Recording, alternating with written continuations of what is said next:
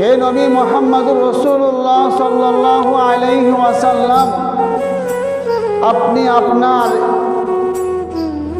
বিবিদেরকে বলেন, আপনার কন্যাদেরকে বলেন, আপনি মুমিন নারীদেরকে বলেন, তারা যেন তাদের শরীরের কাপড়ের কিছু অংশ তাদের সামনের দিকে ঝুঁকিয়ে দেয়, মানে চেহারা ঢেকে ফেলে।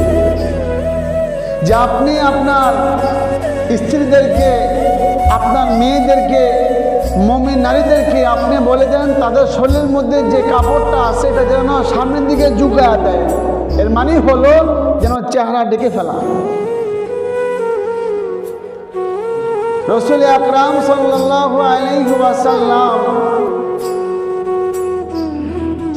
তার সাহাবায়ে কেরামকে, তার স্ত্রীদেরকে তিনি পর্দার শিক্ষা দিয়া গেছেন।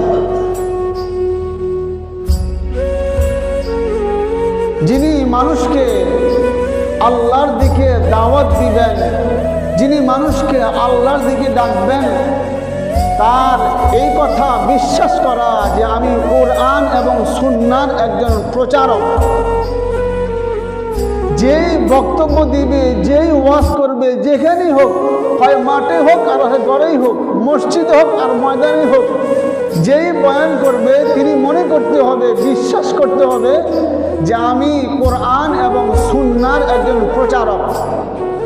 প্রচার করার ক্ষেত্রেই আমি মুহাম্মদুর রাসূলুল্লাহ সাল্লাল্লাহু আলাইহি ওয়াসাল্লাম সহ যত আম্বিয়া কেরাম আছেন সকলেরই আমি ওয়ারিস।